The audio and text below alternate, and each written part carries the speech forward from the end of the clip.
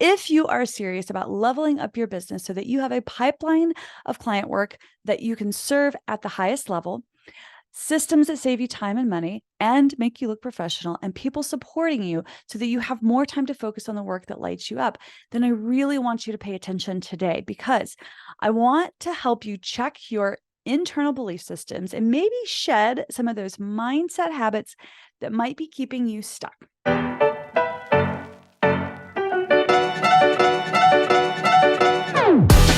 Welcome to the Designer's Oasis podcast. I'm your host, Kate Bendewald. If you're tired of one-size-fits-all advice to running your interior design business, you're in the right place. Join me each week as we dive into topics to help you run a thriving interior design business without the hustle. We'll talk about the business of design, but also mindset and mental health, because I know when you thrive, so will your life and business. It wasn't that long ago that I stepped away from my corporate interior design job to build my own design business so that I could realize my own creative dreams, have more time with the people I love, and serve my clients at the highest level while making more money than I ever could have working for someone else. It wasn't always easy, and I made my share of mistakes along the way. Fast forward to today, and I've learned a thing or two. Since then, I've built multiple six-figure interior design businesses on authentic word-of-mouth referrals with many repeat clients. And I want to share it all with you, the ambitious, inspired, and I get it, occasionally overwhelmed interior designer who shares this dream of transforming lives through the art of interior design. You can do this. Thank you for letting me spend part of this day with you. Let's get to it.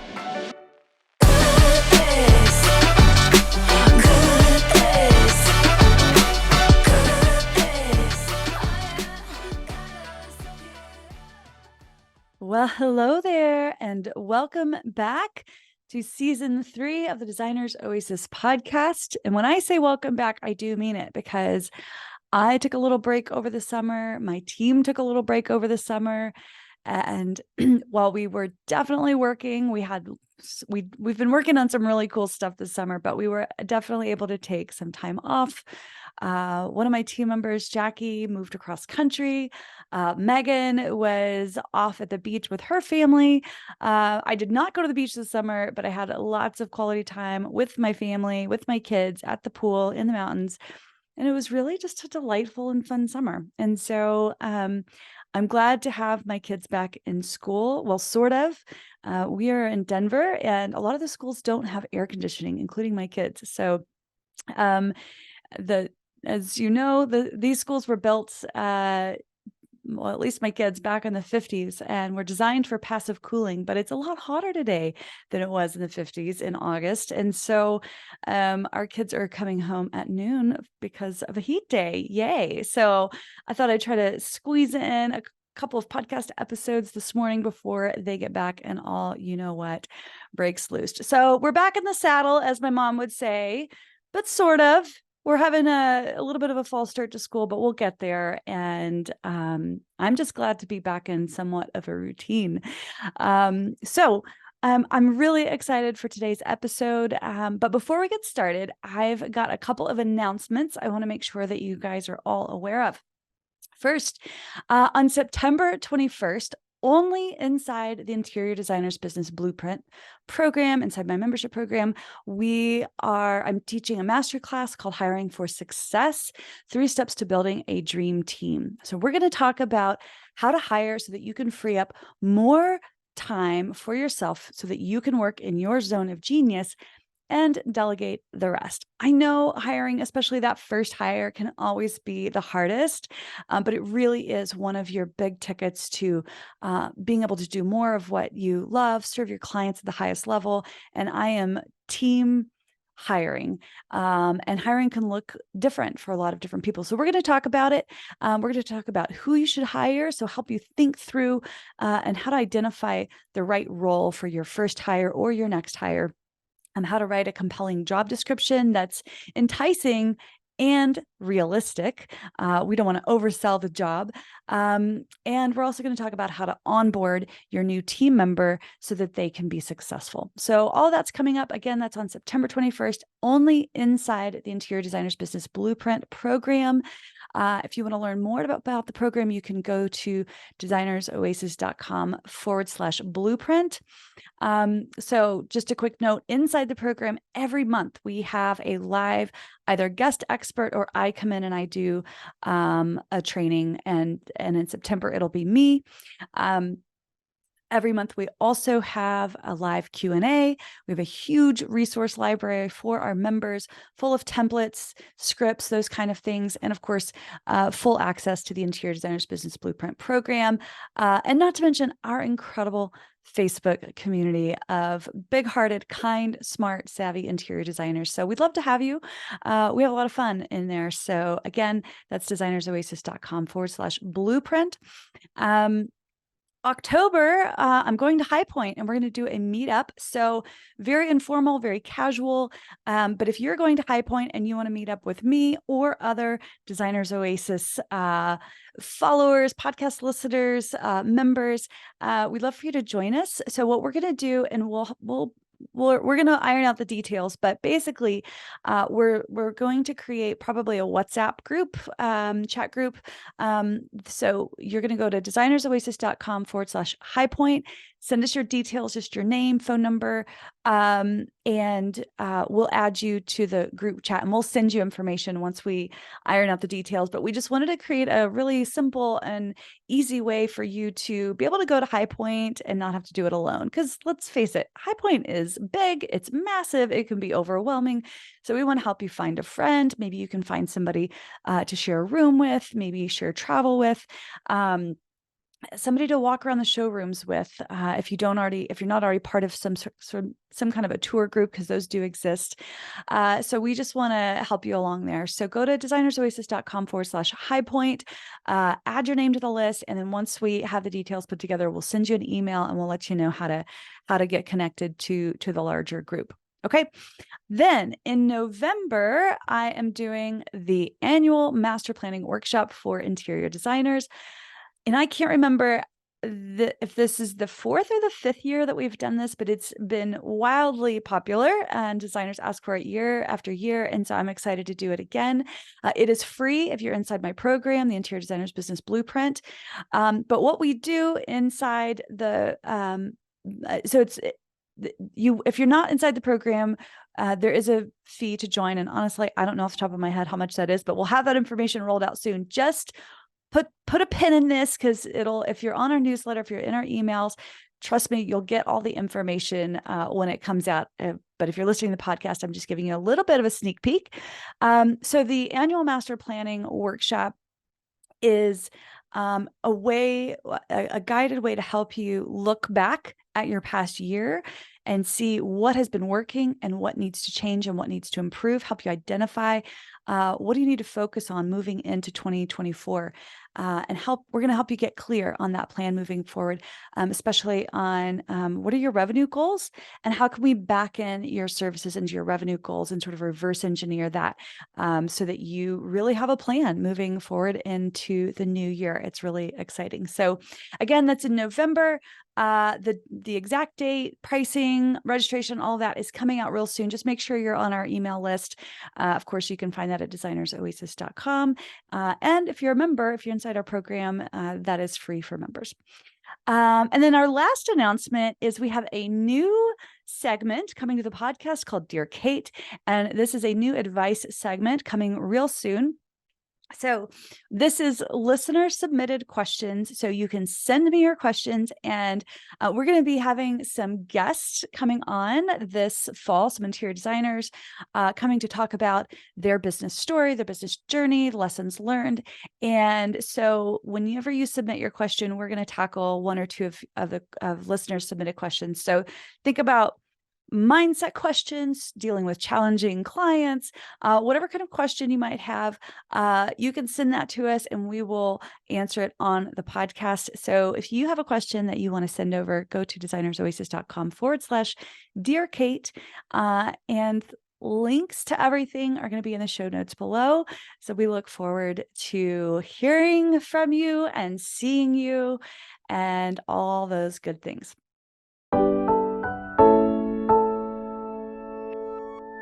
Hey, designer, I see you.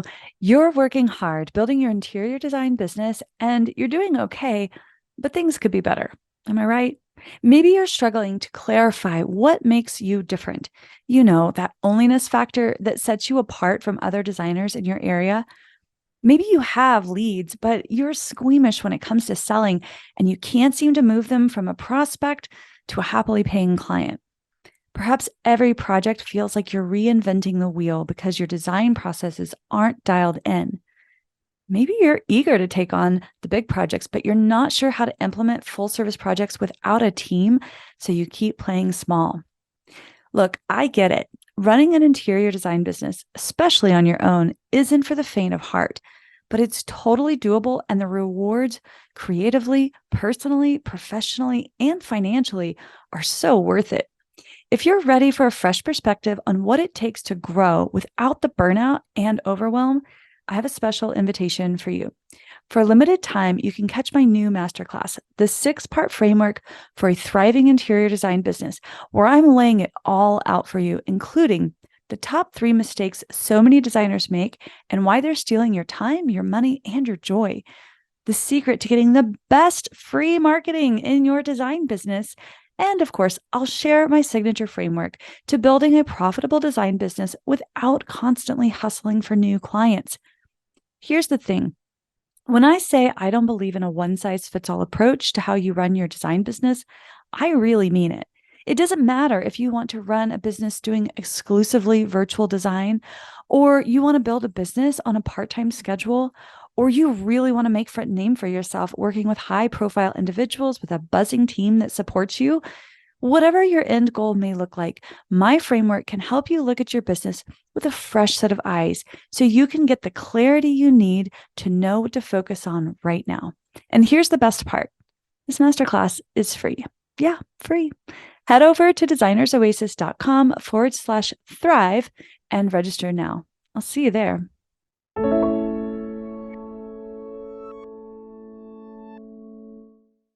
So let's get to it. Today, we're talking about when getting scrappy doesn't work anymore.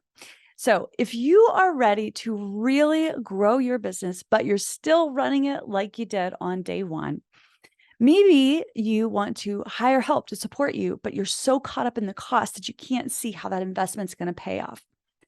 Maybe you want to join a course or a mastermind, but you keep telling yourself, well, I'll only be able to do that once I insert arbitrary milestone.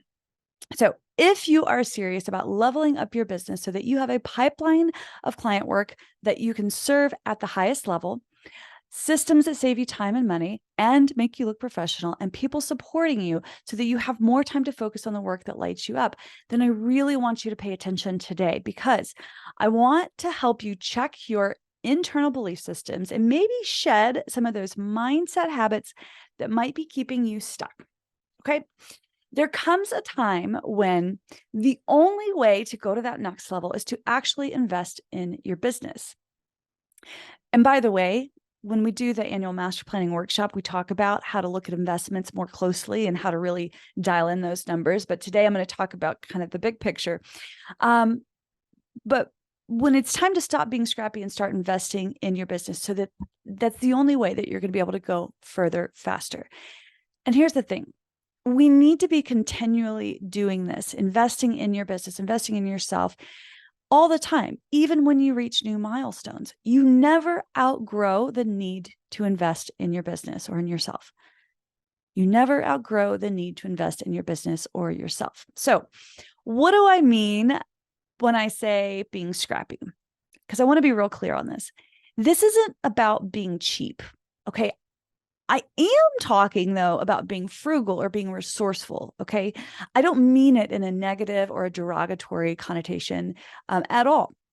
There are times when being scrappy can serve you really, really well, especially when you're just getting started.